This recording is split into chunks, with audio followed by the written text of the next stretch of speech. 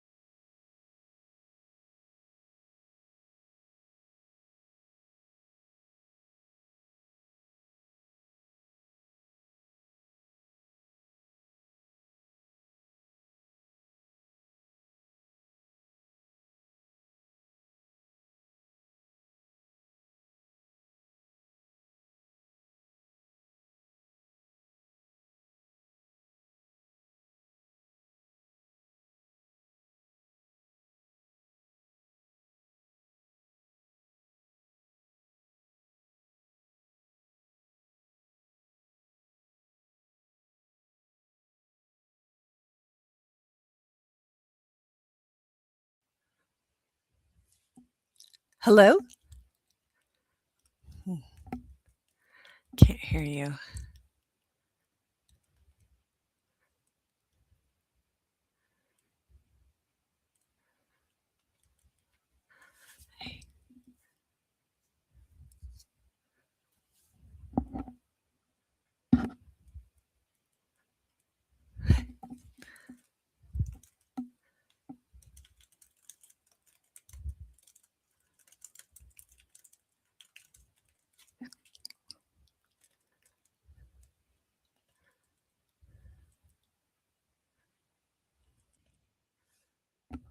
Hello?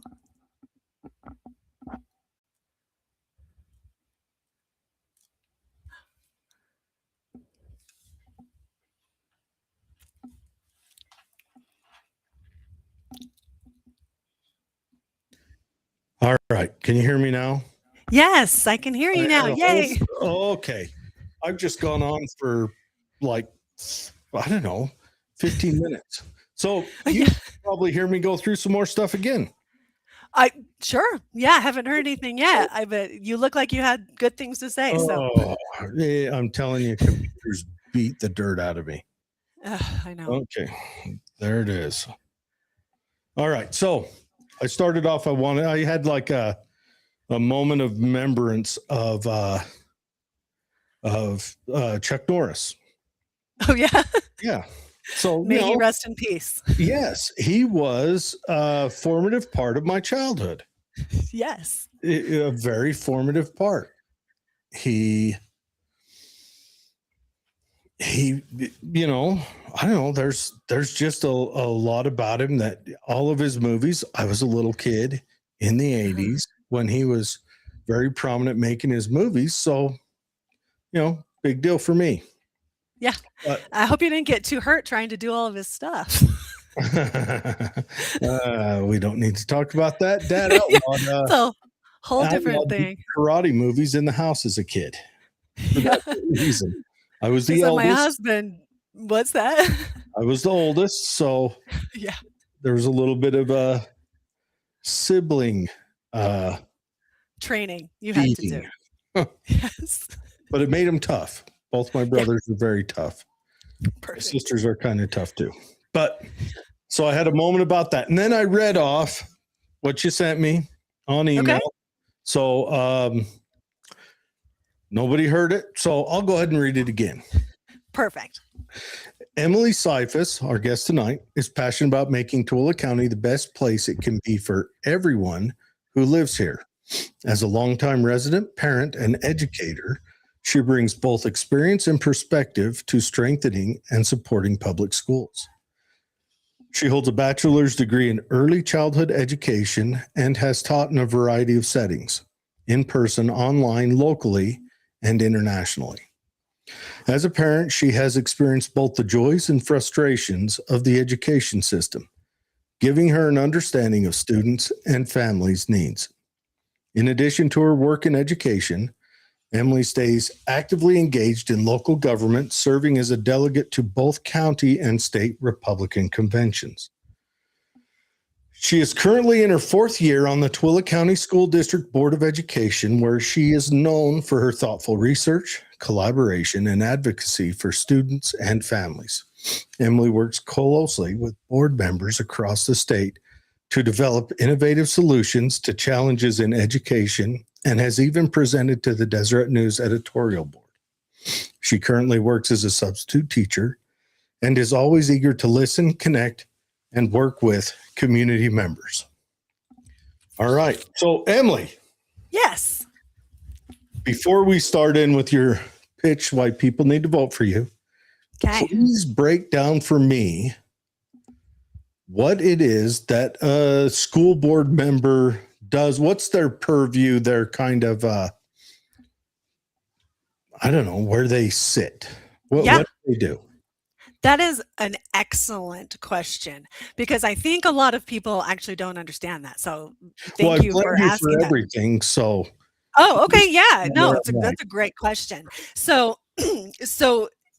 in statute and in policy, the school board is responsible for the district, But most of the day-to-day operations, actually all of the day-to-day operations, are given to a district administration, who the superintendent and his staff, and the business administrator and his staff, and how they work together. And the school board is primarily responsible for budget and policy, as they are informed by the people that are in the offices every day, and also the hiring of the superintendent and the business administrator. Those are the main functions. As far as day to day, if someone were to say, oh, my child doesn't like this teacher, or, anything that happens, that's not what we do. We can help people advocate, and that's something when people reach out to me all the time, I help them navigate the situation. And so I never would say, oh, well, that's not my job, I'm not helping you. But we definitely help people navigate.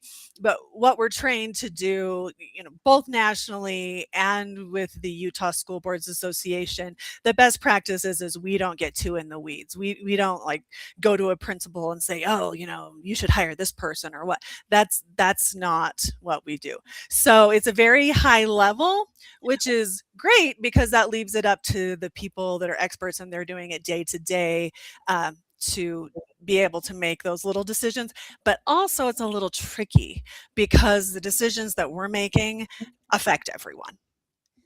You've got policies, you've got budget, and we have to know what we're doing so we don't make mistakes. So there's a lot of things that we do to be informed and to constantly be a part of the conversation. So that hopefully when it comes to us to make those decisions of budget and policy, that, that we can make the right call. Mm-hmm. So I don't know if you want me to get into more the things that we do to stay informed, or that's enough of that. Well, let's start out with, okay, this may go as me beating you about the head and shoulders for a minute. I know there are problems. I absolutely, actually, can I say something? Yes. I don't know a person on the school board or in district administration that doesn't know there are a ton of problems. That's why I ran in the beginning. That's what we're after, is to try to solve problems. So if people want to talk to them, yeah, let's talk. Let's talk about them. Okay. So the Shadow of the Temple High School. Yes. I think it's got a real name, but that's what I think it should have been called. And they could have been called the Saturday Morning Drowners as their mascot. God, it would have been awesome. But anyway, so Desert Peak High School. Yes. I have relatives that go to that school, everything else. And yes, we needed more schools, but how did the decision get made to kind of go as all out on that school on the premises as we did? Is that a decision that's made on the school board level? Is that a decision made somewhere else? It's in tandem. It feels like, when I look at it, it feels like I have, I'm one of those crazy people who hate paying taxes. And I don't think any of us like to pay taxes. It's not a fun thing. It feels like we're getting robbed most of the time because, let's face it, school structures are only utilized half the year, but you got to cover their cost permanently all the time. Every day you've got to cover the cost. And then you've got people that mow the lawns when no one's even there, and upkeep and all that. So it feels like the Deseret Peak High School was excessive. That's what people say. Yeah. Yes. And I worried about it too. So there's a lot of things about that. And I love this question because it's actually one that I had also. So like I mentioned, I'm on my 4th year. So I actually was sworn in to the school board January 2023. So as you know, Deseret Peak High School was already under construction. The cake was already baked for that. Okay. So beat you up over it, but is that no? It's okay. Don't beat me. But is that a decision that's made at the school board level, or is that a decision that's made maybe the state It's a group education. of people. So let me tell you, I'm looking at some more information. I'll tell you from my memory, but I can tell you exactly. And the reason why is because it's something that I have been very interested in too. So, as you're not on the school board, you have a lot of questions. And I'll say that I have been somebody who has always been actively involved with community council, with PTA, with substitute teaching, that I've always known who my school board representative was. And if I had questions, I've reached out. So before me, it was Camille Knudsen. And so if I had any questions, I would ask Camille and she would explain it to me. In addition, with the way that I knew that Deseret Peak High School was coming online, I've had a lot of questions exactly like you. We're in the same boat. And so because I've researched it so much, I do happen to know a lot of these answers. So I'll start in on it. So when they did the design process, it's a tandem thing. They'll put together a committee that, and I once again wasn't there, so I can't say it was this person, but it's going to be, there's the director of operations, there's a director of construction. And I will say the director of operations, he's about 5 years that he's been here. Director of construction, same thing. So they've learned a lot through this process. Like, representative from district administration, I don't know who it was, a couple of board members. It's never going to be more than 2 or 3 that are on a committee at once. Stakeholders, I know they came up with a bunch of ideas and they were presented in public open houses and surveys and things like that, and then get together with the architects. So as far as so that, it's kind of a group decision. And then eventually as it goes along, then there's like official approval for this and that and the other thing. I was there when they decided. I was one of the 2 board members who helped decide which builder would be chosen for Stansbury Junior. So I was there for that. So I can tell you exactly how that choosing a builder process worked. But anyway, so as far as the Deseret Peak goes, they ran the designs through lots of different things and cost considerations. And there were a couple of big problems. One of them is that the site, if you look at Deseret Peak, you're very familiar, that there's a heavy slope. Mm-hmm. So there were 2 choices. And the choice, which most people usually do, honestly, would be to level it before you build. And the other choice would be to design a school that was working with the slope. And when they did all the cost comparisons of moving all the dirt and stabilizing the dirt, because it's not just, pushing it around like my backyard, you have to stabilize it for engineering so that they can, so it can last and not sink. And anyway, so it was considerably more cost effective to build with the slope. So the way that it is at the front of the school is like 1 layer showing, and the back of the school looks like this 3-layer thing. And anyway, so that's the first savings, that they decided not to move all of that around. Second huge decision that was actually pretty controversial, and even though I wasn't there, I've heard so much about, they decided to not make it so that each teacher has their own classroom. Right now, they do, because it's not full yet. Next year, there's a senior class and it will grow and grow. But right now, there's like 950 kids in there, and max capacity is like 2,000 without portables, 2,200 stretch. Anyway, so it's not full. Teachers have their own classroom. But eventually, the way that the whole thing is set up is that teachers have their own office, but those classes change. And it could be something like, let's say that I teach math, and I teach a high level class that only 15 kids their senior year sign up for. And then I would go to a small class, and then maybe I also teach like freshman math, and that's going to, 37 kids. And so then there's a big classroom. And so then we have utilization of space that we don't have to worry about how many we put in. And then also the prep period. A typical high school is only like 75% to 80% maximum utilized at any given time, because of the teachers having a prep period and their classroom's just empty.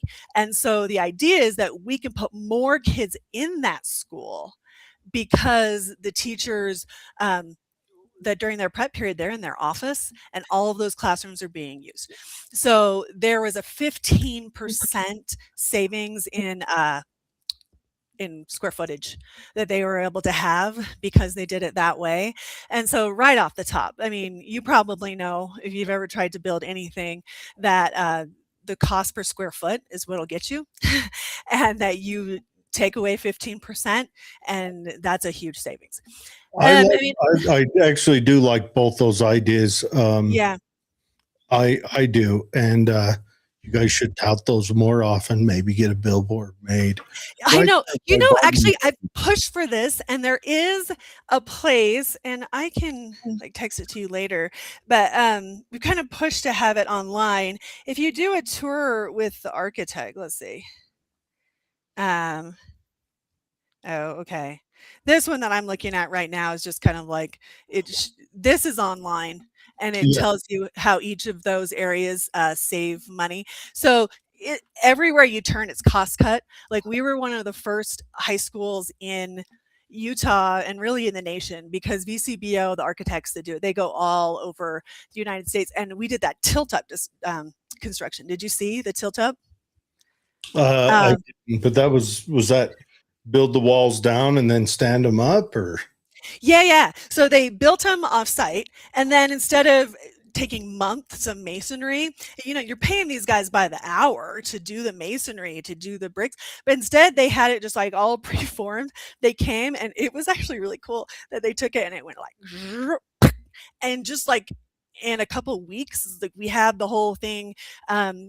A lot of really innovative cost saving things, but the whole thing is a big optical illusion is what I've kind of learned. I mean, I can go off and off about cost savings and you get bored, but we can talk later, or I can send you links. I've talked to architects.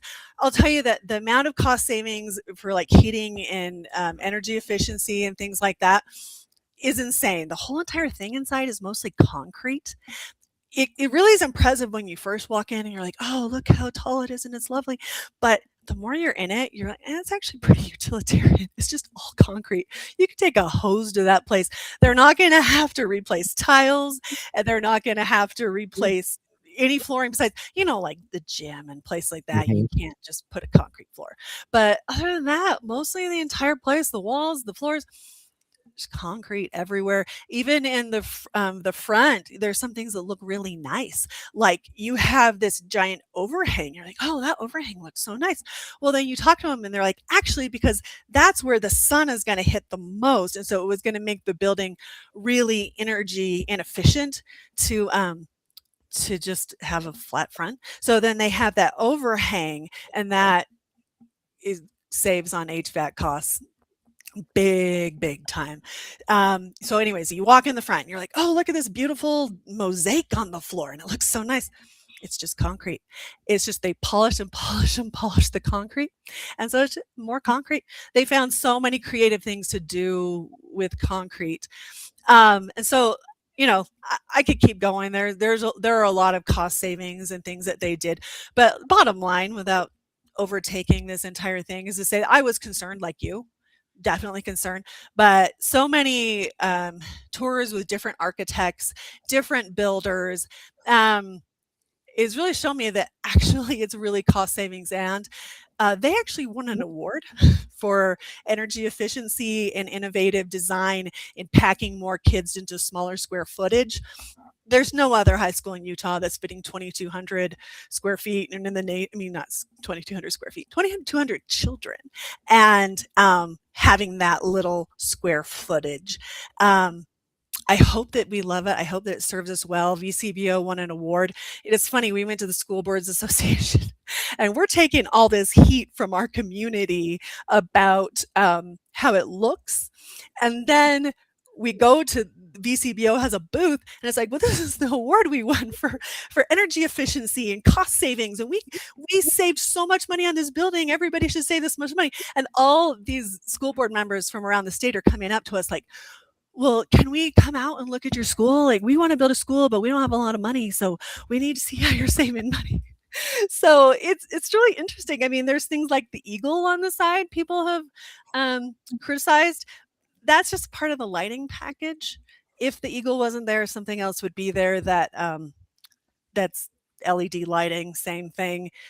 It didn't cost that much in the grand scheme. Saved a lot of money by putting the football field up against the high school instead of, like at all of our other high schools. And actually, when I go around the state, most of the rest of them, you have like, here's your school. And then over here, you have like freestanding football field, which is the case at all of our district schools. Parking lot in between.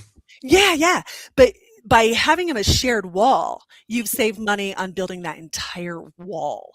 And you saved money with electrical and plumbing, anything else you need, because it's just coming from those team. It's kind of like if you were going to put a bathroom in your basement and you just wanted it in a random corner, it's going to cost you so much money. But if you put it like right underneath your kitchen sink, it's going to be cheap.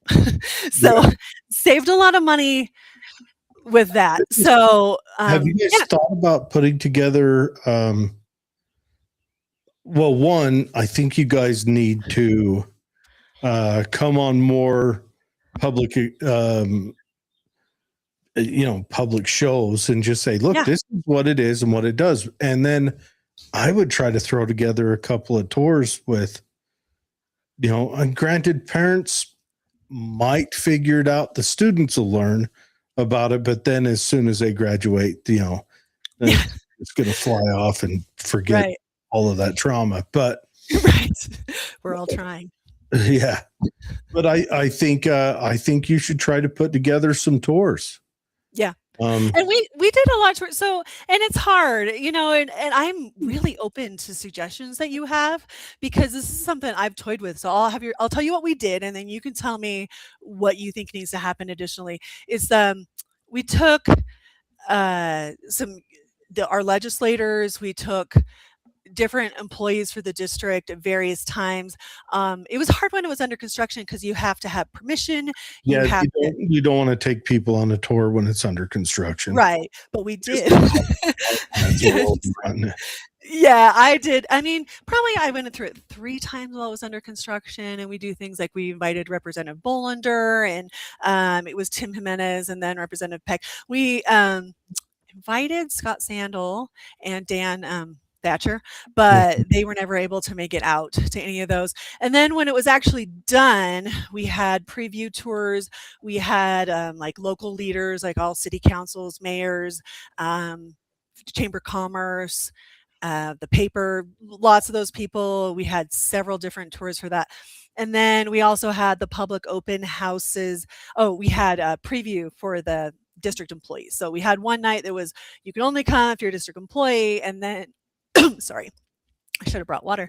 And then we had the night where a couple of nights where it's just everyone in the public. We tried to be there, tried to answer questions. I mean, this link that I was showing you was the signage that we put up to try to explain. But I think, and that was on the website. I pushed for that to be on the website because I kept on saying, we got to let people know what are the cost savings, what are the cost savings, what are the cost savings. But yeah. What else do you suggest? I would love to know, because something we should solve together. I think right now there's a perception that it was this big expense. And if you need to go grab water, go ahead and go grab it. No, I'm good. I just got a pencil and paper so I can write down what you're telling me. I think like right now, I think a way to get the advertising out would be ideal. I know Tooele has or had, I don't know if Manzione's going to continue it, but the mayor's minute or whatever in the newsletter. I don't know if Grantsville has something like that, and they have a new mayor too. So yes, they do. Hammond. Heidi Hammond, yeah. So it'd be good to definitely get them on board. And you are pulling students from all areas. You're getting some Stansbury Park kids, Grantsville kids, and Tooele kids. Yep. And so get all the mayors involved. I don't know. Maybe a simple, easy way to do it would be to go down there with your own phone and do a walkthrough, and just and just show it. Just you go live, or or you can invite someone down, or invite people. Influencers, I think, is the modern phrase for that, down to talk about it, just to get the information out.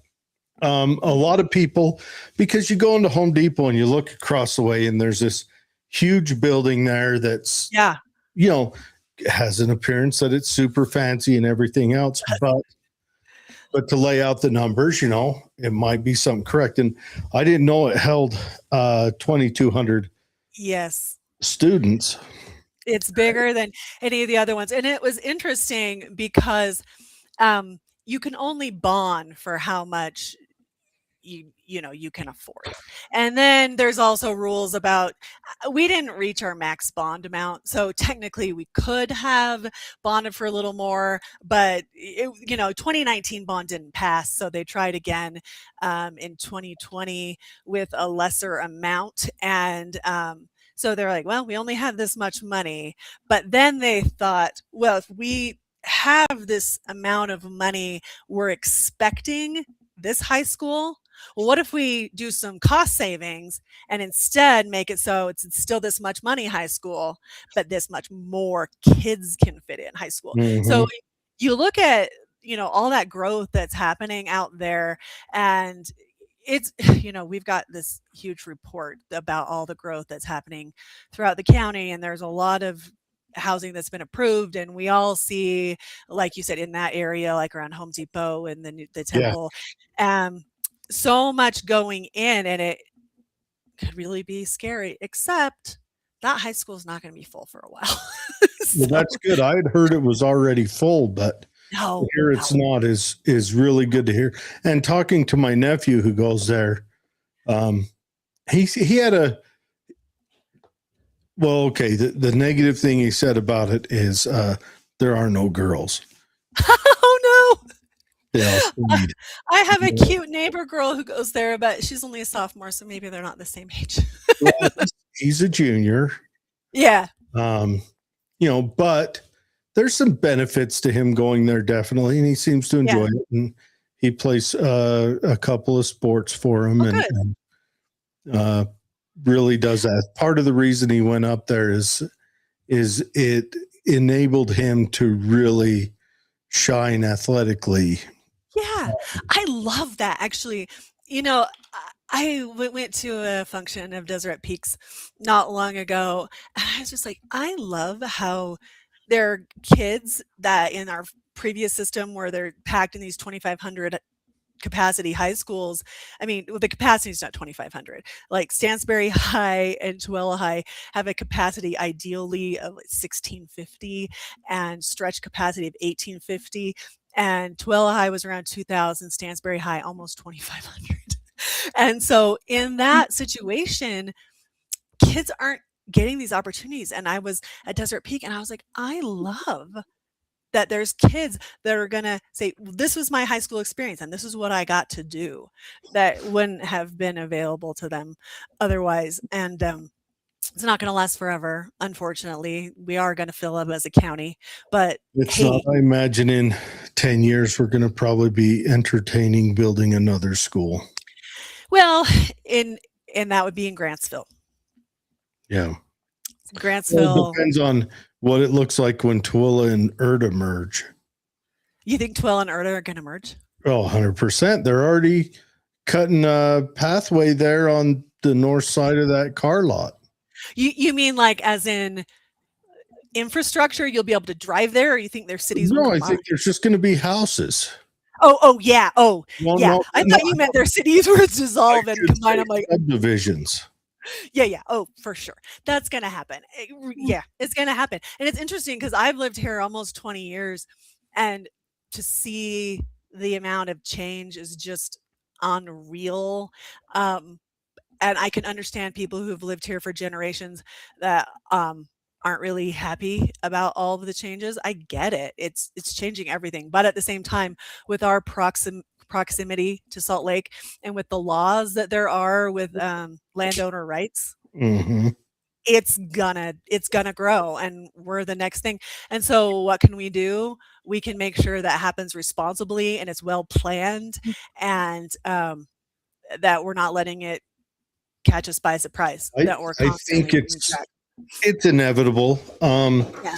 The growth is inevitable. Well, okay, the growth isn't inevitable because I don't know if you probably know where you're in education. You know, we're at a demographic collapse nationally. Yeah, see, there's that. Yeah. Well, We're in a weird place where there's going to be a Yeah. moment in the next couple decades where there's going to be a growth overlap without people to replace it. Japan went through it. Yep. And we're going to see a lot of the same thing where a kid in a family is going to inherit 7 homes and can't offload them. Yeah, I mean, I don't know that that's going to happen with the current trends in Utah. I don't know about households decreasing because so many people have been moving to Utah. I mean, we can guess whatever the reason, but statistically they have been. So I think what you're talking about, why they're leaving. Yeah. The same reason Oracle left. They're like, this is ridiculous. Why are we staying? Why are we maintaining in California? Right. When they're taxing us too high and the quality of life is not meeting expectations. And quite honestly, I don't think I need to step over a homeless poo on my way into the office. No. And so California is emptying. Couple other places, Massachusetts is emptying. New York is emptying. And that's because, look, I'm not a Republican, but the Republicans' mindset on incentives for business is much more cohesive with a society that functions than the Democrats is at this current time. Yeah. I like how you qualify that. I mean, really what we can do as a school district is look at, let me show you this. You might be interested. There's a whole huge work session. So, giant book that we want to make sure and be prepared and have a plan for exactly all of the things that you're talking about. And so we had a company go through and look at the trends, like what property is there that they've already given permits to develop, and how long is projected for it to develop, and how many households will come in, where those will be, so where would project that we might need a school in the future. Conditions of the building. This thing is crazy. Yeah, I can go through and just be like, well, do you want to know what the HVAC is like at North Lake Elementary? Anyway, it's so all done, but it's been interesting. So we do have this, and it shows us what we can expect in the next 10, 15, 20 years. But what you're saying is absolutely right, that things haven't been always as predicted because, as you know, the birth rate has gone down, not as much in Utah, but in Utah still, was I read like 36% since COVID. Well, that birth Utah, rate has gone down. I think Utah is at what is it? Either 2 flat or 2.1%, which is still below replacement for a population.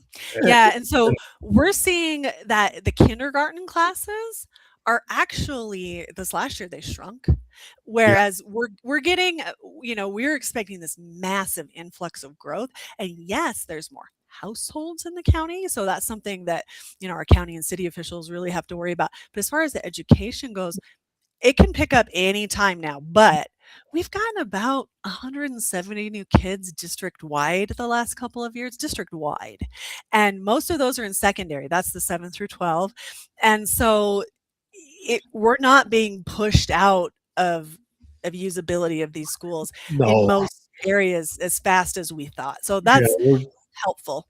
It's kind of, there's this social psychologist that I listen to once in a while, and he studies trends through history, and he was looking at other societies who had population collapses, and he was comparing it.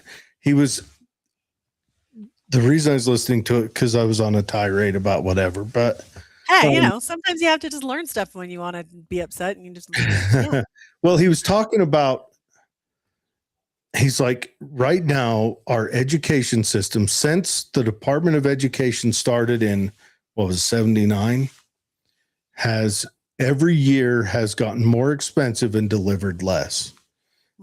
And he says, you would think that our national report card goes down every year.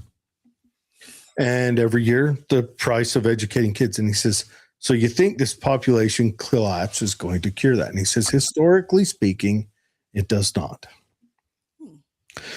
He said, the education of the youth will become more bureaucratic and more expensive, and they will build glass bubbles around every child. And I was like, that's an interesting thought. And he says, you can see it historically when Rome went through their issue of population collapse. That's exactly how they did it. He said, we're going to follow that pattern. He said, we have been in this demographic collapse for, 5 years now. And all of the cost of education has accelerated since then. So it's just an interesting thought, something to take away from.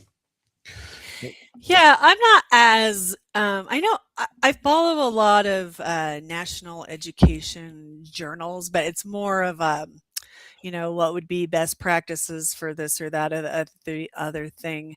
I'm really well informed about in the paddle for best aerodynamics when you exactly. That's one of the top articles.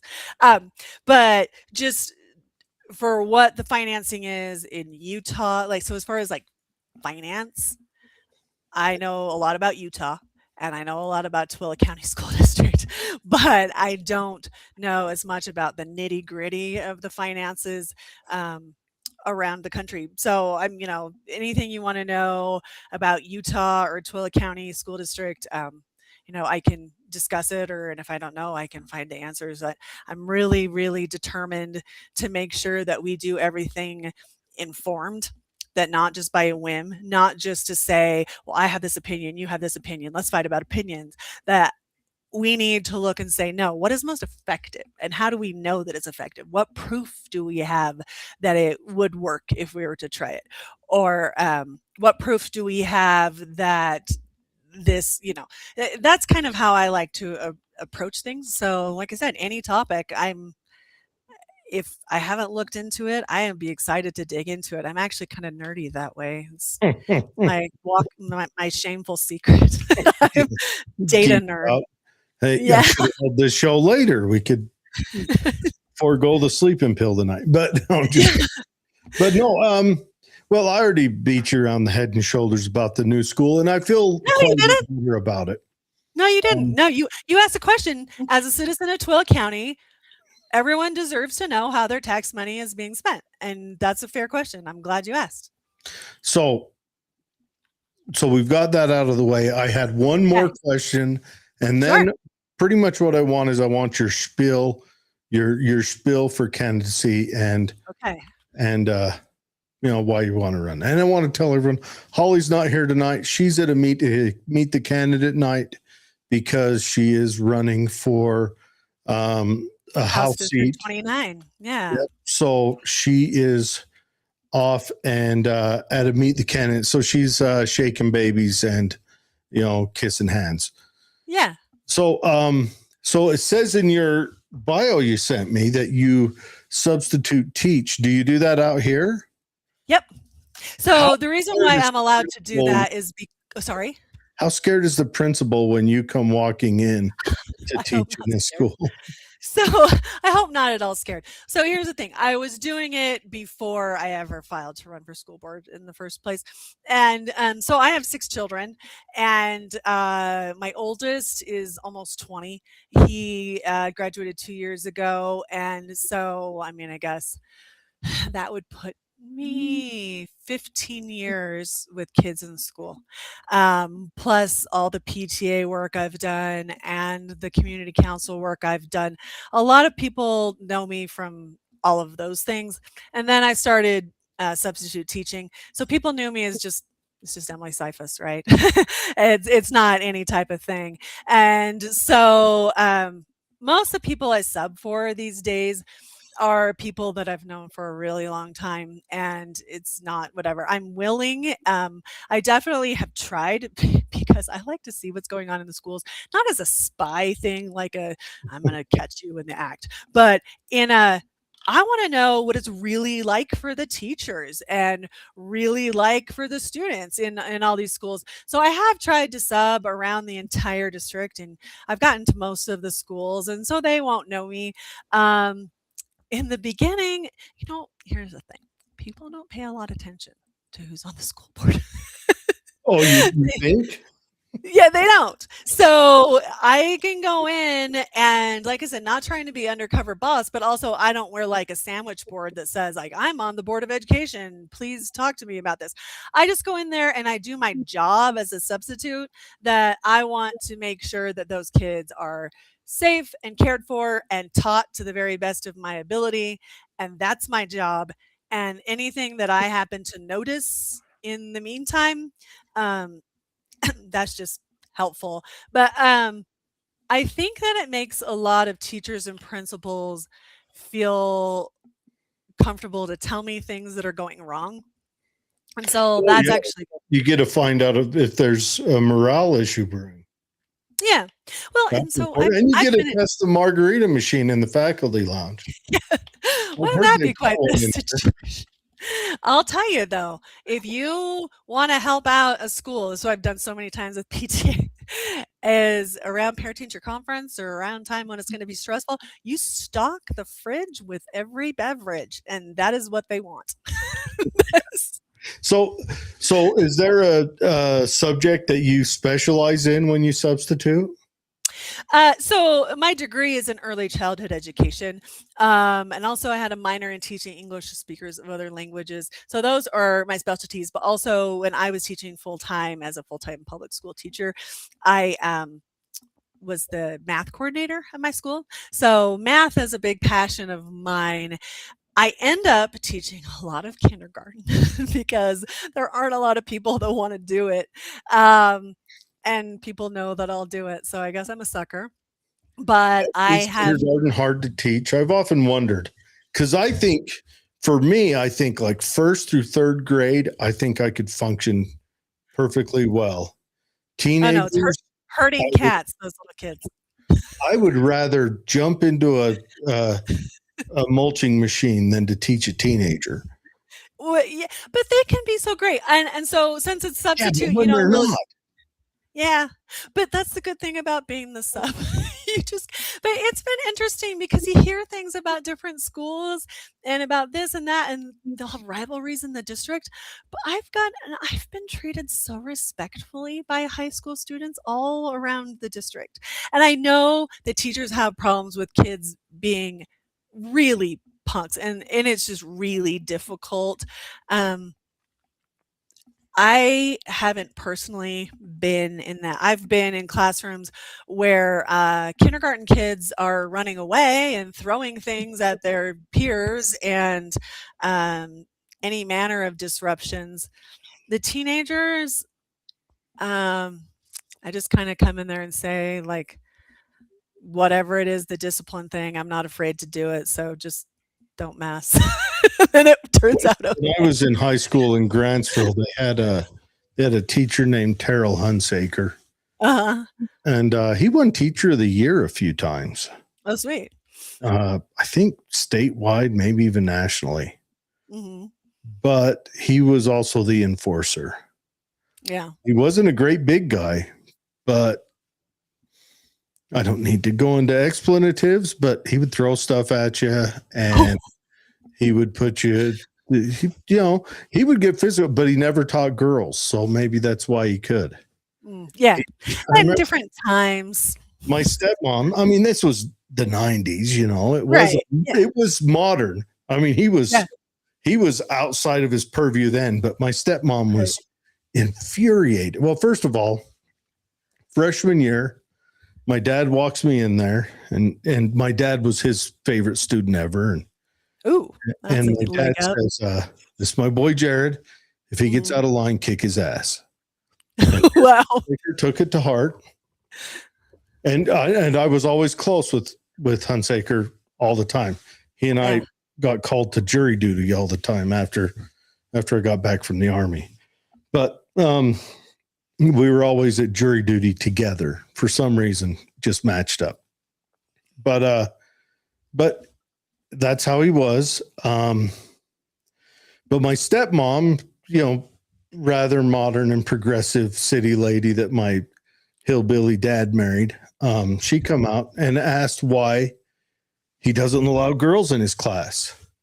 And he says, it's a welding class. And he says, I was going to say, they're working with heavy equipment, right? Dangerous stuff. And he says, I am not going to put a female out there to take their focus off.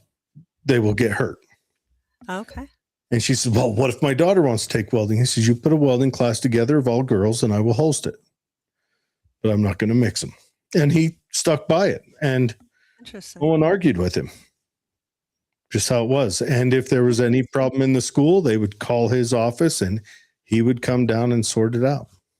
So is welding like a legacy thing at Grantsville High then? Because I've been through the welding, lab. I don't you can call it workshop. That's what it is. At Grantsville High, and they're doing some really awesome things out there. Still, really impressed with the kids and the things that they're building. Not just do this project because teacher said so. They're thinking of things they really need at their homes and things that they need at the schools. They're doing things for the city. I'm very impressed with what they're doing at Grantsville High. Well, if you go to any of the canyons around the county, all of the park benches was built in Grantsville High School by the students. Awesome. I'm so impressed. Yeah, I think it goes to that agricultural thing. You should have been there in the 90s. So I'm from Preston, Idaho. I was living agriculture in the 90s. Okay, well, the animal science class taught by Jerry Hurst. We used to slaughter and process animals in school. I believe it. In school, we do it. Farmers would bring their livestock down. We would. I am not shocked. Castrate dogs, sheep, and pigs. And we would slaughter pigs, sheep, and cows. Yeah. And I learned to process animals there. Real world, baby. Yeah, we so I went to high school in Idaho, and it was interesting that when we moved out here, so my husband got a job that is in Salt Lake. And so we had to move somewhere around, but it was just so different from where I went to high school. And we ended up out here, and I was like, Grantsville is like Preston. Not anymore. Grantsville's getting bigger. Preston's really not so much. But, like 20 years ago, I was like, all right, Grantsville is Preston, so I can feel at home, so we can live here. Yeah. I think my uncle was the mayor of Preston in the 80s. Oh, in the 80s. Okay. Yeah. But what's his name? What is their last name? Okay. You can email me later. I got to remember what their last name is. It's my aunt's husband. Oh, okay. But I think he was the mayor of Preston. Sweet. Well, there quite a few times, his name was Gene something. Forget his last name. Anyways. But, either Preston or I think it was Preston. But anyways, Preston's a small town. Growing up that Napoleon Dynamite life. Yeah, it's totally. And I was going to mention that, but I didn't know if you would have what? Napoleon Dynamite? Yeah. So there's a scene in there where they shoot the cow in front of the school bus. That scene is in there because that literally happened. So the writer-director of that is my good friend. And they had been raising a cow as one does. Everybody raises a cow or two every now and then. FFA, or whatever. Yeah. You got to do your FFA or your, what's the other word? 4-H. 4-H. 4-H. Big 4-H isn't as big here in Utah. I'm not sure. It was huge in Preston, Idaho. It is. It was so big. And, like the 4-H things, kids would make tons of money raising their livestock. But anyway, so they had the cow, and his mom had arranged for the cow to get slaughtered. And so the guy came out to do it at the same time as the kids were at the bus stop. And He didn't wait till the bus drove away. Literally, he just shot the cow in front of the kids.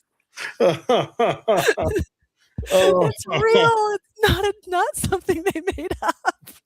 Yeah, I experienced that young because my grandpa raised pigs all the time. But Yeah. I remember freshman year in that animal science class, and where some girl shows up in some white jeans, and That's your first mistake. we get to now. What it was is you volunteered to be on the floor, and no girls volunteered to be on the floor with Okay. the animals. They sat on bleachers and gossiped, supposed to be watching and learning, but no. Yeah. You got 10 girls together. They just stared at each other and talked about something. I'm sure it was All the high school things that are shaking. so important. Yeah, but it was boys that volunteered. And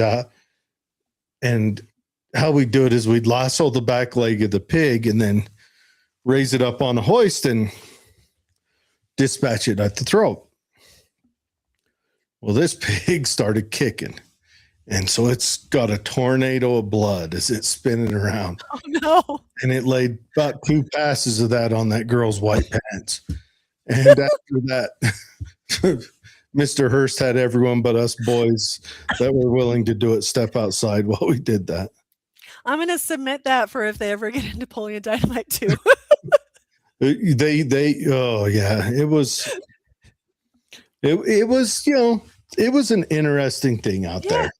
I mean, it's just life. It's the way that things are. I mean, anyway, I've gone off track, but a lot of reality in that movie.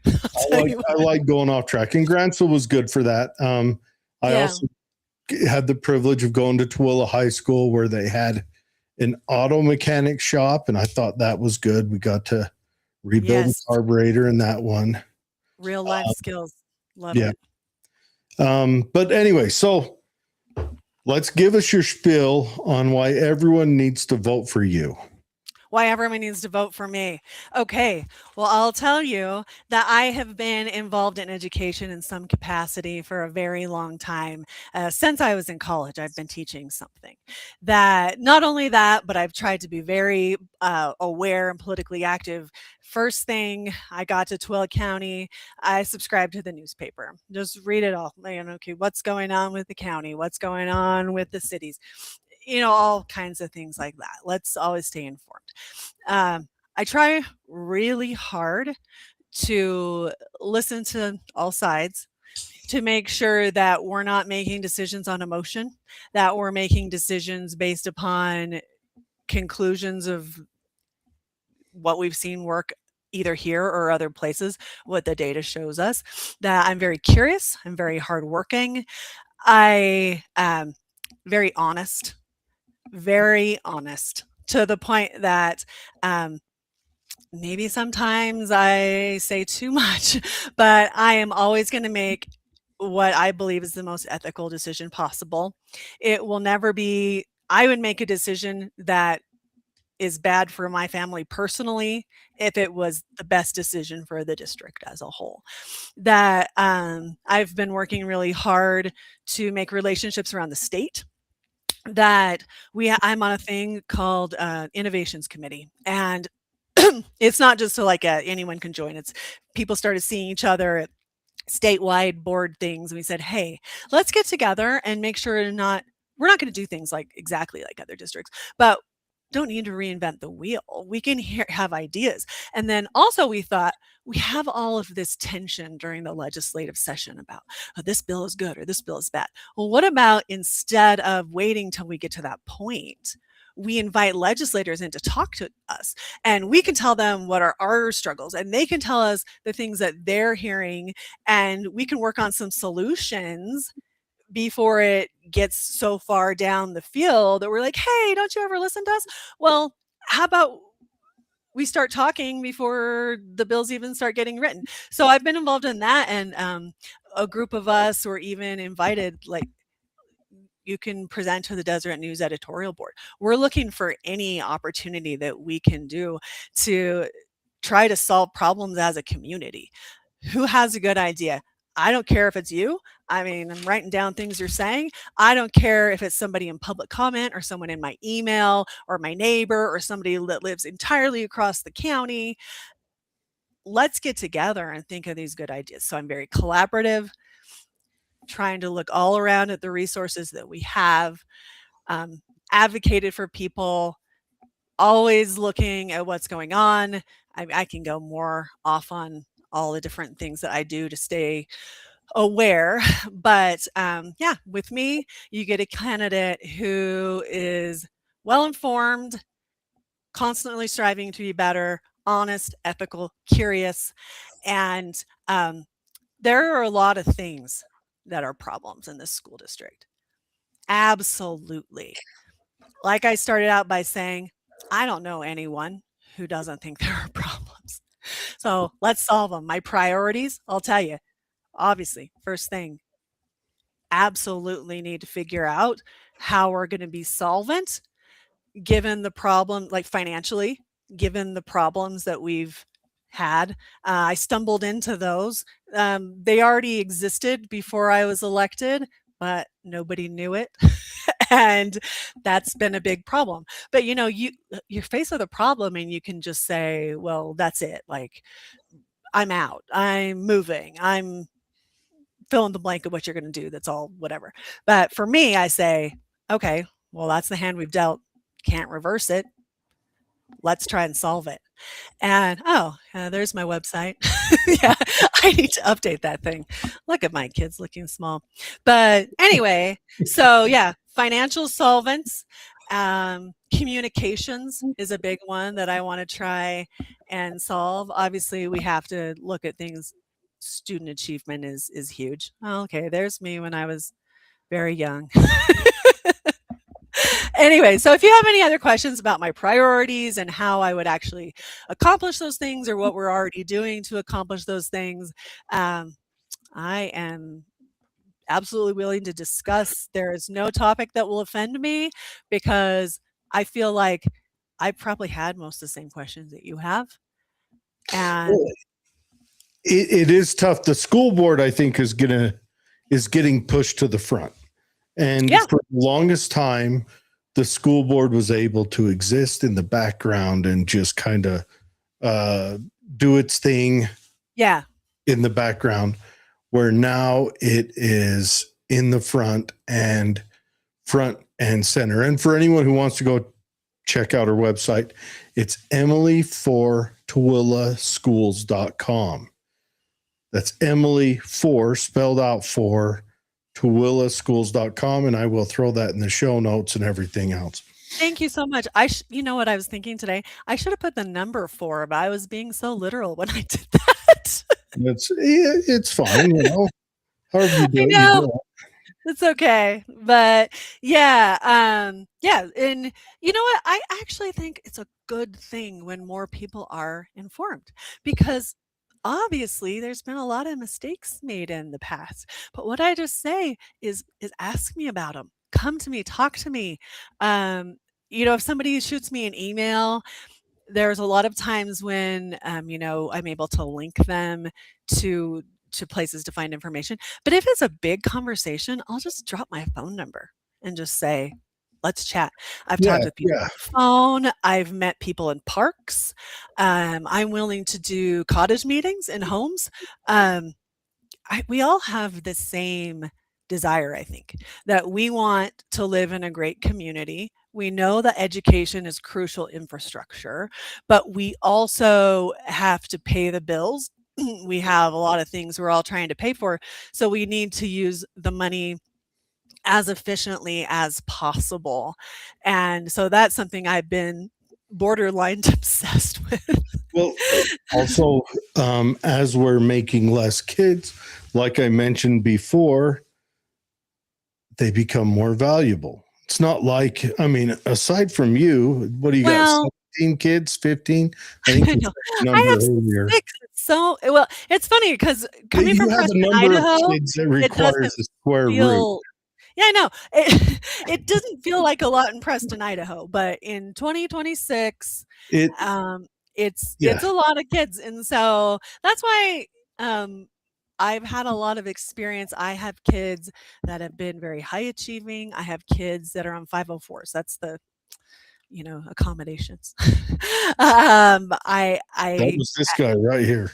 I Yeah. actually went to school in Grace for a year as well. Oh, so I know that very well. It was a grizzly up there. When you have the population sign, our numbers hung on hooks, you know you're in a small town. Yeah, you do. But I know Grace well. But yeah, so I've been really through the gamut of what the school system throws at you from behind and from in front. And then also as a taxpayer, I've been and still am how are we going to make all of the money work? How are we going to do this? Can we afford to put our kid in this? Can we afford to even own a TV? I mean, there's a time we own a TV now, but there were a couple years where we just didn't even own a TV and we listened to the radio, literally football games on the radio like it was the 50s. So we've been through all of these situations. Well, not all. I mean, I can't claim to have lived everyone's life. That would be preposterous. But I'm just to say that I do worry about these things for my own family and for my neighbors and my neighbors across Tooele County. So like I said, a little borderline obsession with how we can be the most efficient we can be. So that's a good answer. Again, yeah, I don't want to barrage you with a whole bunch of questions. I think I'm willing to answer them, but I know we've been here for a while, so I don't know how long your podcast is. Yeah, well, we can round it out here and let you go. And then I would say, as far as where the money's going, I think doing a video tour of what you're looking at, because yeah. So as children become fewer and fewer, they're going to become more precious to the parents and the community. That's a good point. People are, and that's why school districts are going to become more expensive and they're going to become more bureaucratic. You think we're bureaucratic now? Wait to see it in 30 years. It's going to be insane. Unless we have a mindset shift between now and then. And I don't see that coming down the pike. Well, there's always pendulum swings, though. So, we can look at it. It's so easy with all the things that are going on in the world these days to feel really pessimistic. And I can start to be very, very frustrated. It's not a pessimistic feeling. Yeah, no, but look at it as it just is. Hoping that people are learning lessons from all of the hard things we're going through that'll kind of swing the pendulum to a better place. Well, first you've got to either teach us to live with the internet or uninvent it. And yeah, see, this is a good point. What are you going to do? Right now, well, you said you got a son that's 20. Yeah. How's him and his peers' dating life? Yeah, that's such a good point. And there's the dating, and everyone complains about the apps, but they're not hanging out in real life.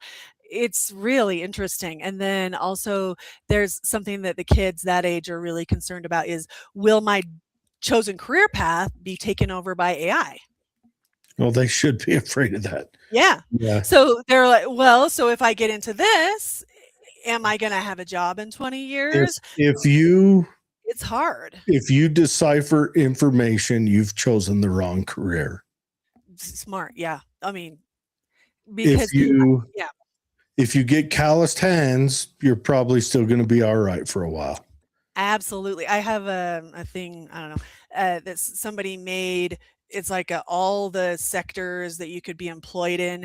And then it said, this is how many things that AI is taking up. And it's like this little thing in the future. I mean, in the present, a little red.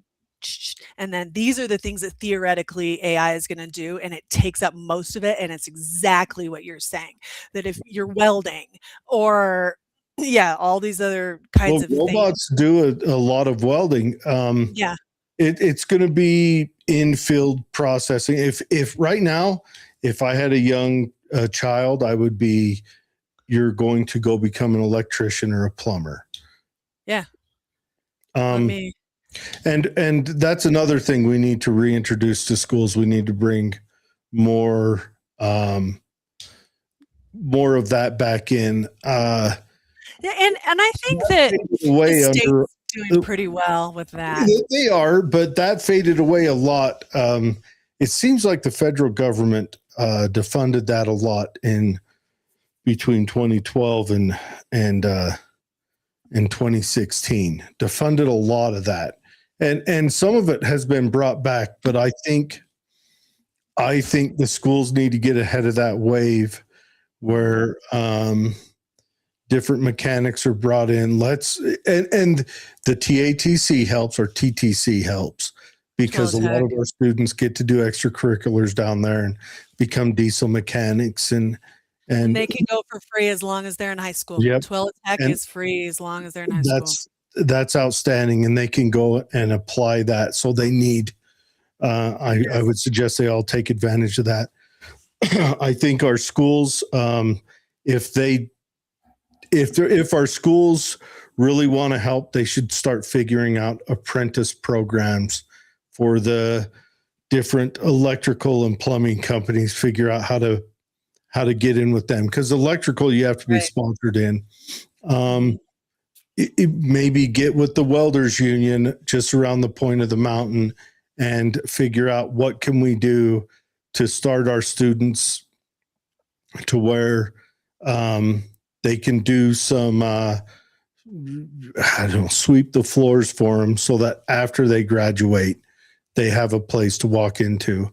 Because if you're going to school to be a paralegal, no, that's going to be one of the first ones gone. I mean, this is what the thing looks like. It shows you.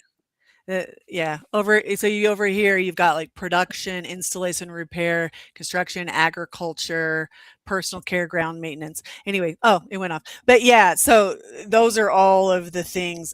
Protective services, food and servicing. These are the things that AI is not taking over. Well, protective. Those are hands-on things. Law enforcement, Yeah. I think you're right. And those are all just things. That's just kind of what our future holds. We're on a new industrial revolution.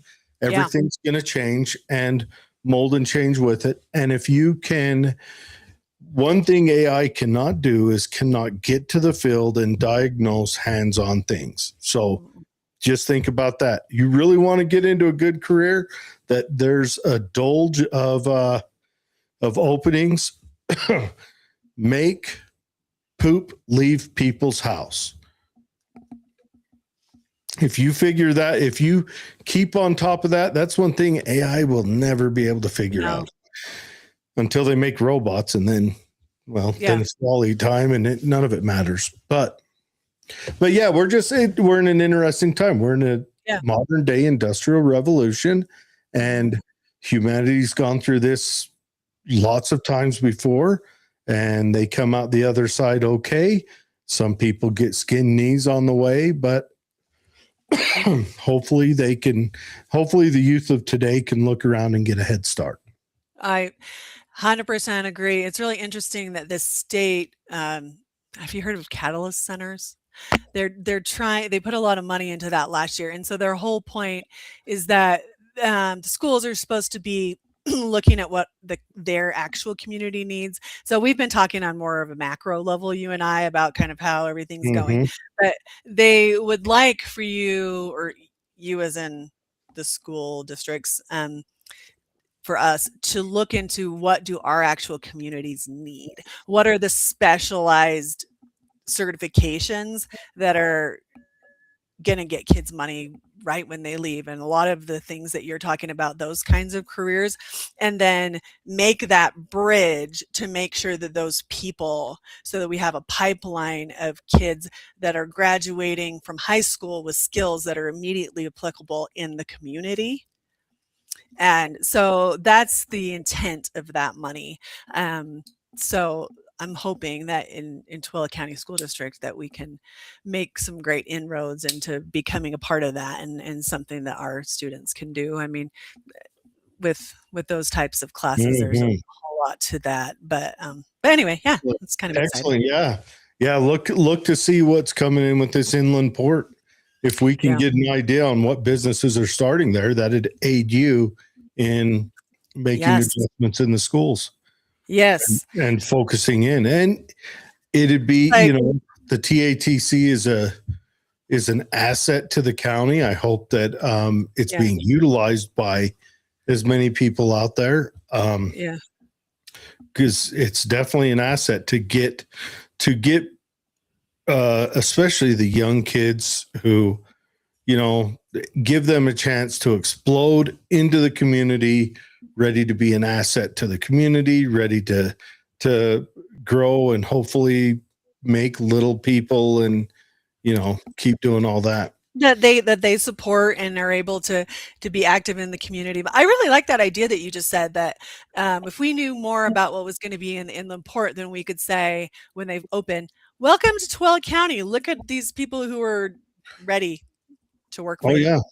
Well, and I hope that those people in the state that are planning the inland port are going to come out to the school and say, we're trying to get a couple companies out here, and here's the companies. What can you do to aid us in selling Tooele County, to selling the industrial depot, to selling the Romney area, to sell them to more people? What can we do? What can we tout? We can tout TATC or TTC. We can tout, Grantsville High School has a history in welding, and that's a big thing. And Tooele High School has a history in teaching kids how to knife fight during recess. And oh no, tea with a pinky out. All these things, they can really sell it. You know? I really like that idea of the pipeline. And really, when we talk about these big businesses coming in, you get something like a Ross opening. That's helpful to the tax base, but not nearly as helpful as our big taxpayers that, like our Walmart distribution and Cargill and those types of things that would be in the inland port. One of the big problems we have, which you're probably aware, is just our Tooele County tax base is so lopsided towards the residential, and residents get taxed at 55% of their taxable value, and also the residents bring in kids that go to school. We use all of the, the county services and the emergency services and all of the infrastructure. We're using that. Whereas the businesses, they're taxed at 100% of their taxable value, and they're not bringing in more kids for the schools. And they also, and it's also, businesses feed smaller businesses, and they also feed residential areas and employment. Whereas if people drive around the point of the mountain, they're going to get 50% of their gas over there. If they're going to pop in for lunch, they're going to pop in for lunch. Tax. And so I'm a big proponent of industry, and I'm not anti-growth on this side. A lot of people, but it has to be done well. That's the whole problem. Everyone says that. I don't even know what that means. I would like. Well, it just can't be lopsided towards residences. That's the big thing. That's it. Back in I remember when I was a kid, when the Army Depot had its first main closure, and it made this county a ghost town. It was wild. The Army Depot was huge, and it emptied out this county. It killed a lot of businesses. It killed, and then a lot of people left. And now it's built back up again. So I'd like to see, and all I can go off of is what I see out there. I'm not a intelligent person. I'm just involved, though. A little bit observant. Yeah. And so, if we can make it so that our schools are a selling point for businesses to want to come out here, I think we'll win.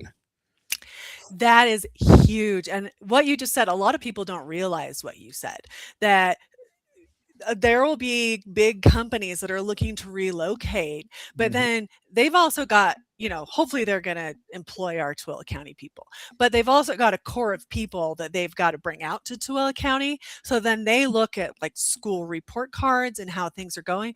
And sometimes they may be, I don't know that this is really the place for us to relocate. Or the hope is they'll be like, hey, they've got all their stuff together. Our employees are going to love it out there. And we need to keep that in mind, that that's changing our entire economic landscape by how well we're doing.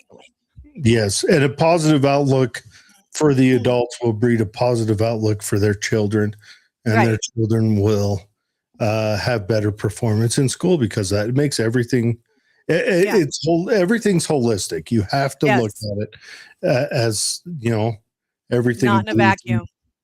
To everything else. But I do have a couple of comments, if you don't mind. Sure. People are, talking about you and asking a few questions. Sure. Not really a lot, but so one comment was for me, like the shaking babies and kissing hands thing. But he also says, I like the way Emily talks about her vocation working with kids. She loves what she does, and that is valuable. Yes, it is. And then Jordan asks, what is Emily running for? And she's running. She's an incumbent. She's running to Tooele County School Board. A District 5. Yeah. Yeah. So District 5, and you're the first incumbent we've had willing to come on. I'm willing to talk to anybody. People making these comments, send me emails and talk. You want a cottage meeting at your house? We'll do it. And it's not for my candidacy necessarily. I'll tell you, this has been kind of tricky, and you might have some input that you could tell me that we individually on the school board, each one of us is just 1 out of 7. Mm-hmm. And so there's always a danger when we go out and start talking that we could say something that doesn't represent the entire board, doesn't represent Tooele County School District, because I'm just me. I'm just Emily Syphus talking. And I could easily, if I have my Facebook page, which I try to put things on that are links to other things, because we've been so scrutinized. You have like reporters from KSL or Fox News or whatever that could look on there and say, well, Emily Syphus from Tooele County School District says that this is the way it is. And then suddenly everyone's in trouble because I put out my opinion that is not everyone's opinion. And so we've been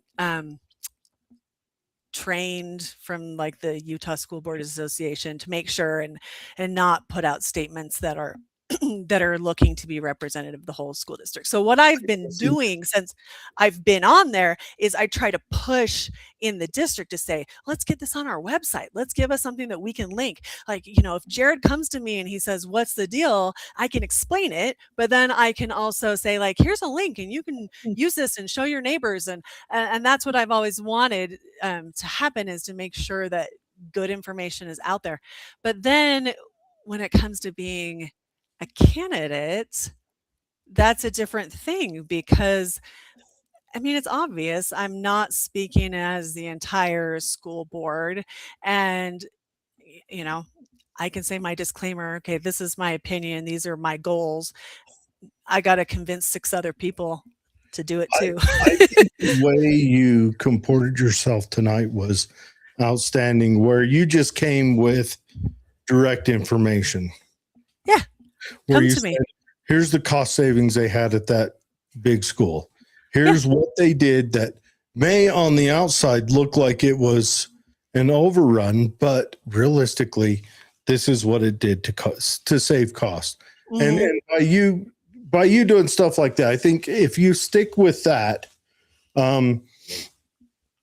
now granted, I don't know what the school board meetings are like, if there's public Q&A times. So it's not Q&A. So we have 2 meetings a month. Well, always one meeting a month and sometimes two. There's the public business session, and that is the formal meeting where we're in the boardroom and we have action items and we vote and make decisions on policy and budget.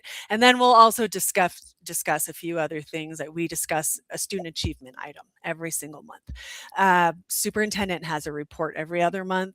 Business administrator has a report every other month. I do want to say, you might be interested to know, your viewers might be interested to know, we just hired a new business administrator. I'm really excited, all the thanks to our old business administrator and everything he did for us through a tough time. But I really think it's going to be exciting to have a new brain look at the problem. And that's something that's happened within the last month. So we're just now able to say that that's headed in a new direction, and I'm really excited about that. So yeah, I think I might have kind of gone.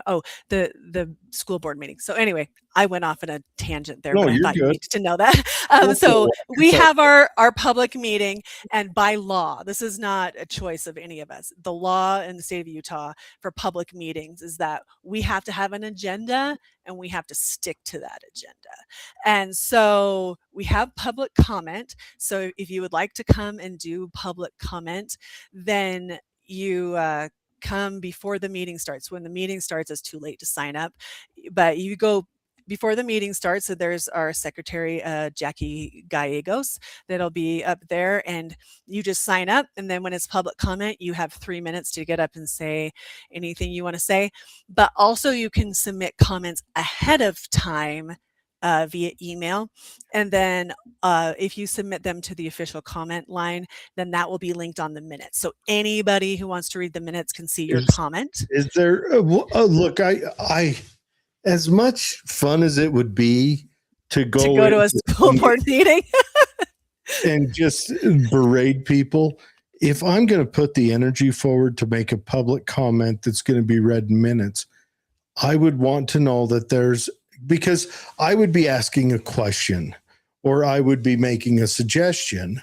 Is there any space where those questions are answered or those suggestions are responded to? How's that done? Yeah, so there's a bunch of ways. For the whole scenario we just talked about, public comment, we're not allowed to respond in the moment as a board because usually whatever you said is not on the agenda. However, if you talk about an agenda item and then later we're talking about that, it just happened the other day, actually, last month. So there's this new time and attendance policy, and the head of the Classified Employees Association came and gave a list of questions she had about the policy, and that was on our agenda. So I just wrote every single thing she said as fast as I could verbatim. And then when it got to that section, we point by point talked about all the things that she had brought up. But if you bring up something that's not on the agenda, we will not be able to address it that night. But we have a procedure. This is not policy, it's procedure. But we want to make sure that everybody that comes feels like whatever they came to talk about was listened to. I personally, and I know a lot of my fellow board members do this, I write down everybody's name. I write down key things of what they said. I follow up later by asking people, what about this and what about that? Even at the Truth and Taxation hearing, 3 hours of people talking, I could show you my stack this big, every single person, their name, main concerns, any questions I have about the things that they said. So it all gets taken in. But the new procedure is that you come to the public comment, say something that's not on the agenda. As you leave, somebody from the district administration is going to come up to you and discuss it with you. So that's not if it's something workable. If they just get up, well, they'll discuss it with you even if it's not workable. Message you funny. Is someone going to waste their time by coming and saying, "Please explain to me how their mom dresses them funny"? Would you, because I'm sure that happens. A lot of people. I've only been on the board 3 years. I haven't had anybody that came that talked about something that absolutely had nothing to do with schools. So. Okay, well then that's or whatever that's worth. but yeah, but if you have a question and you're like, I don't have time to go to a school board meeting, that's the night that I always do my XYZ. Like it's I do my podcast or my kids thing or whatever. You email us. And so if you would like it to reach the full board, the superintendent, I think director of policy and the board secretary, then you email policy@tooeleschools.org. You can write that down, remember it, but also it's on the website. So if you just go to the website and you click Board of Education, it says like email the Board of Education and you just click on that. So if you email that, you will get a response, usually from the subject area expert. So it'll be, oh, well, this is about Grantsville High. So it's going to be the area director of Grantsville that will do that. Or this is about school lunch. So our child nutrition director will answer. So, but if it's just about general board policy, then our school board president will email you back unless she assigns someone else to do it. Like she feels like, for instance, I will sometimes reply. I sit on the policy committee. There's 3 of us that's on the policy committee where we just kind of give it that first read through and feedback so that it's a better product and it's been through some more brains before it comes to the full board. You go Anyway, in with red pen and do the old sister thing. I have actually, literally, I have. Actually, I did it with orange, and I was like, "Oh, this is a run-on sentence." No, but we just put together actually a lot of protocols using AI, but also with human checks. Yeah, I am telling you, if you're an editor, I would hate to have that job right now. But it's run it. So we have this closed AI system, LM notebook, and it's got the entire state code, all of the Utah State Board of Education board rule, Tooele County School District policy, Tooele County School District, our style guide, which is new. Yay, style guide. It's new. So there's so many things that have happened that people wouldn't notice. Anyway, so it has all those things in the closed AI, and then somebody writes a policy and then they have to run it through those things. Like, does it contradict with the state law? Does it, do all these things? And so then AI says what it says. And then you have to take your human brain and look through it and make sure you whatever, and then run it through the AI again. So anyway, so yeah, that's how that process goes with the policy now. But if you have any questions, you will receive a reply from usually the subject area expert or our board president, Melissa Rich, unless she assigns it to people. And I'm on policy committee, and so she's assigned it to me a handful of times, and that's why I mentioned it. So hope you're excited about policy. So I know it's fascinating stuff. Aren't we all? Yeah. Well, I want to just round this out. Sure. Whatever. Yeah. Whatever questions I'm good with. Jordan, that's where Holly's at. Holly, like I said in the beginning, she is at a Meet the Candidate because she's running for office. I just want to ask, where's District 5? Where does that cover? It's interesting. Oh, man. So District 5 does kind of this split. Instead of being like little areas carved out of each community. So it's like it's less than half of Stansbury Park as one Lake Point precinct, and then about less than half of Stansbury Park, and then it goes out and it has like half of Grantsville, the north half, but then there's a little jag that goes south of Main Street in Grantsville, and then it goes out to Wendover and Ibapaw. So it's very interesting, and I wasn't around when they drew those lines, but it does make it so whoever is in the District 5 seat has a lot of work to do. I mean, that's a lot of coverage. Yeah, a lot of coverage. Does Wendover share anyone else, or Ibapaw? No. So Ibapaw has a school out there. Yep. They have a necessarily existing small school. So Ibapaw is about an hour's drive from Wendover, and it's really, the roads are so potholes, and there's cows and sheep that get on the roads, and then out there.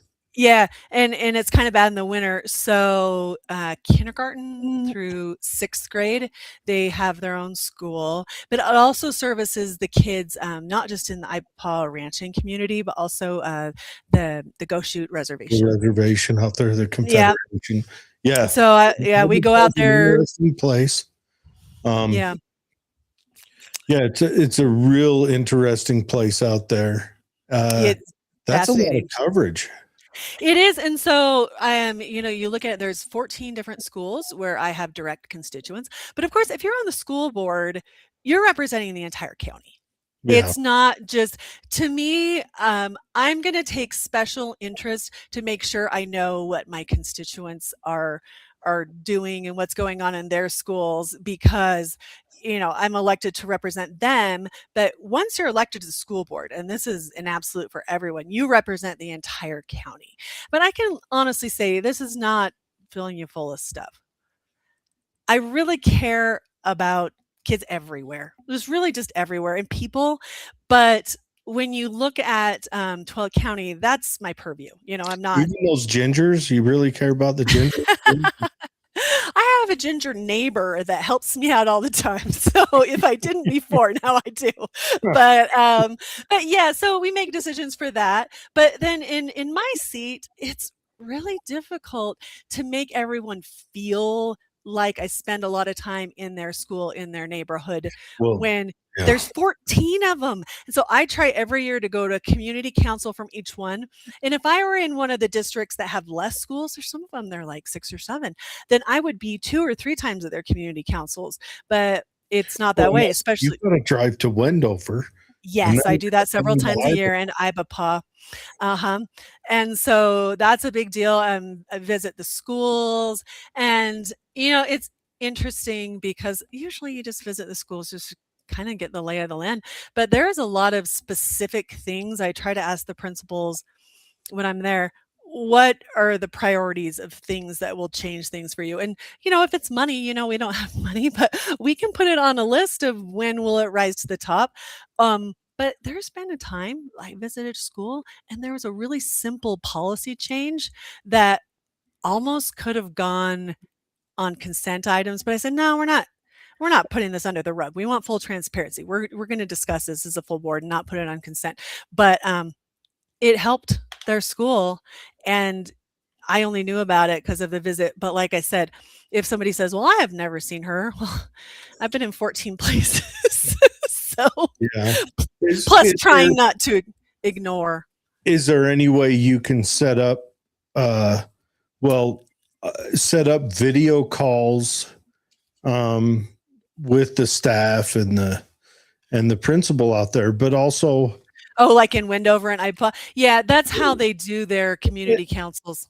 Yeah, but maybe even I remember when I was a kid, they brought us out into the auditorium. Not the auditorium. I was in Grantsville Middle School, and they have little auditoriums for each grade. Yeah, is that the way the junior high is now? That you can see that they filled it in, and they said it used to all be these dipping things. It's cracking, and you can tell where it used to be. Had a little backboard there, and the AV person would wheel a TV out, and God forbid we watch the Challenger space shuttle launch out there. And blow up, and we're all just like, what was that? Was it like 4th grade or whatever? Yeah. But I'm wondering if it wouldn't be beneficial for you to introduce yourself to the kids like that and say, this is who I am. Maybe send a newsletter out so that day they take a newsletter home to their parents and say, I am the member of the school board that represents you. Here's my email address.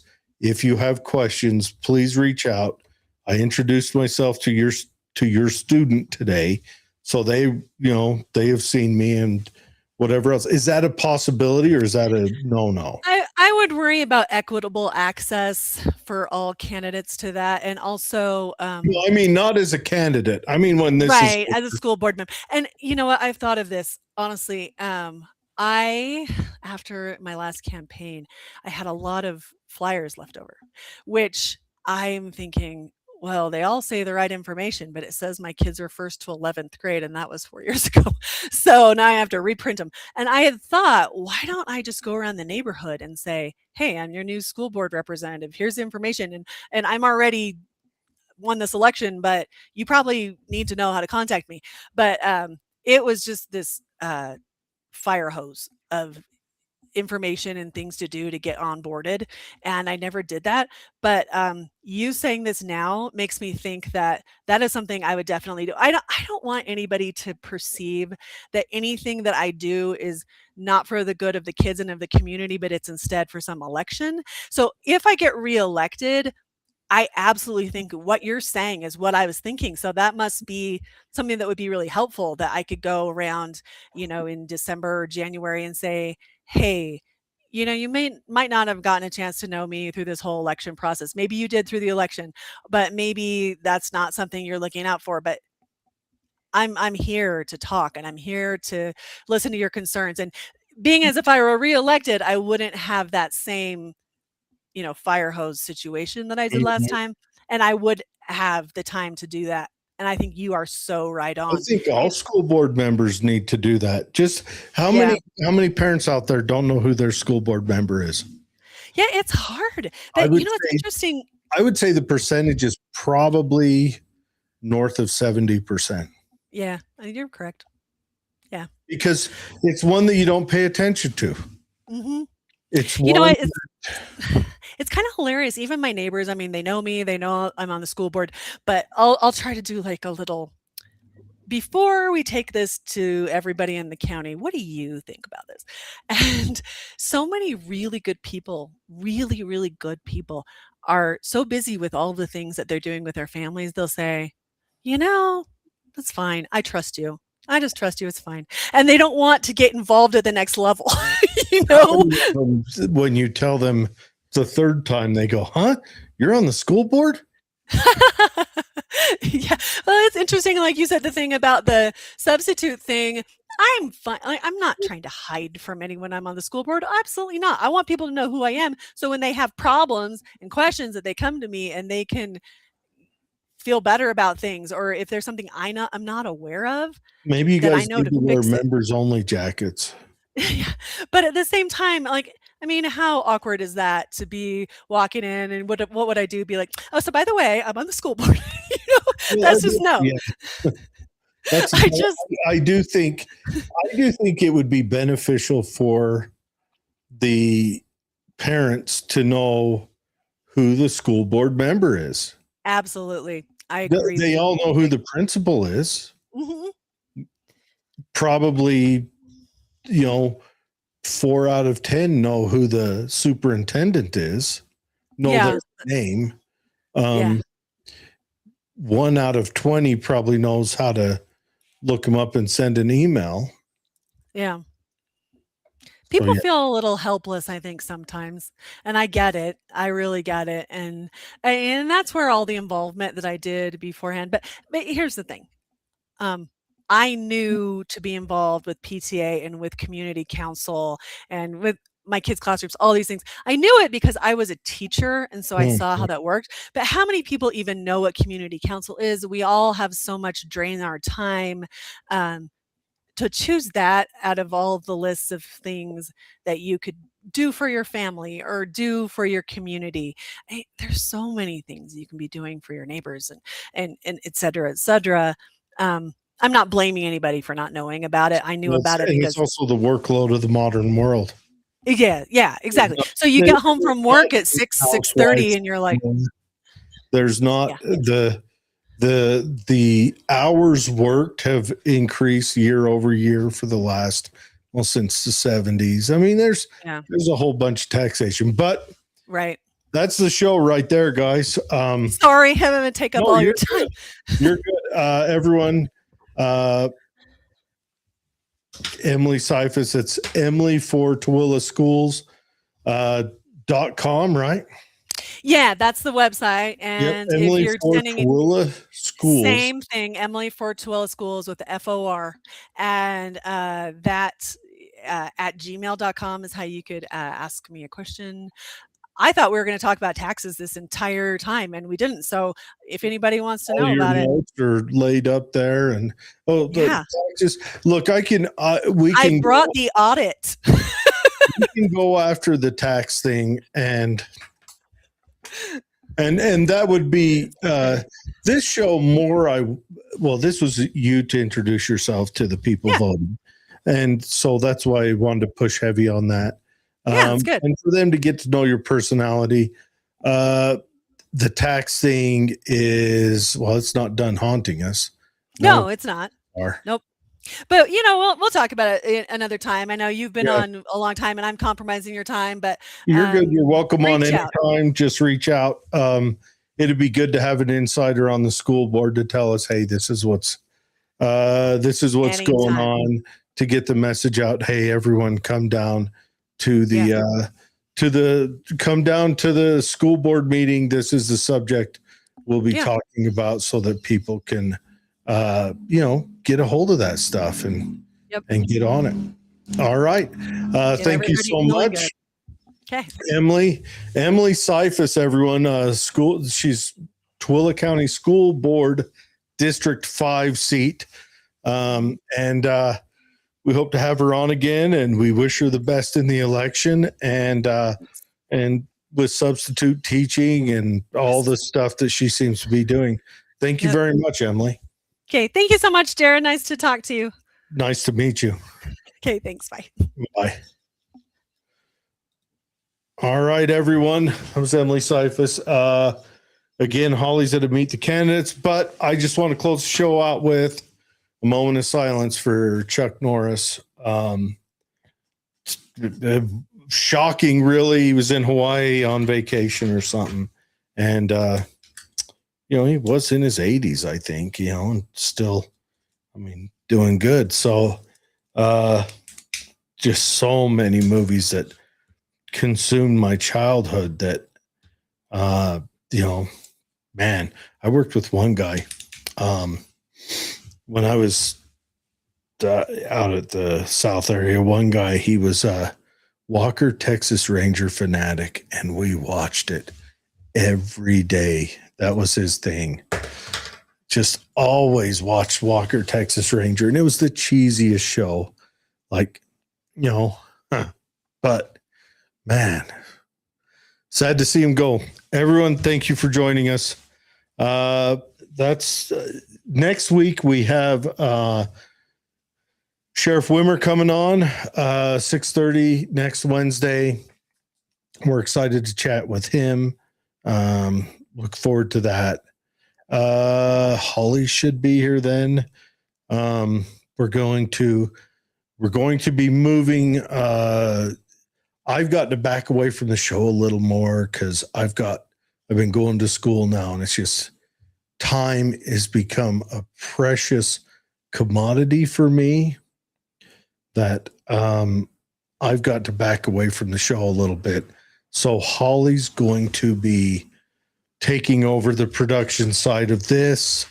And so next week we're going to hopefully train Holly up. So you guys get ready to give her a hard time.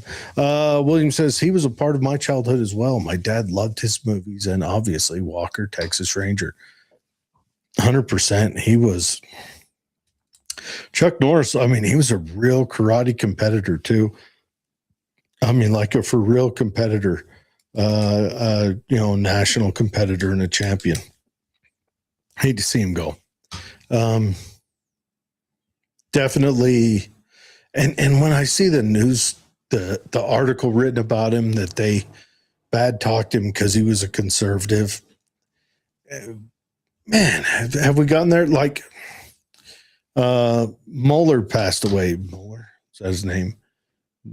He passed away the other day, the guy who did the Russia collusion investigation. And then Donald Trump came out and said that. And I was just like,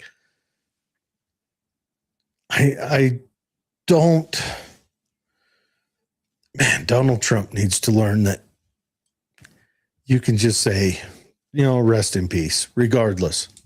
But Chuck Norris was a real deal. Many a meme that kept my last 10 years going, come about Chuck Norris and the things he did. But thanks for joining us. We'll have Holly next week. Everyone, I hope you guys all have a good night. Hopefully the Facebook's still working well. It seemed to freeze up on some stuff there. But anyways, have a good night. Again, there was a meet and greet in Tooele. I hope everyone made it down there to meet the candidates, to meet up with Holly, throw her questions at her. Yeah, it's going to be a fun election time. And you guys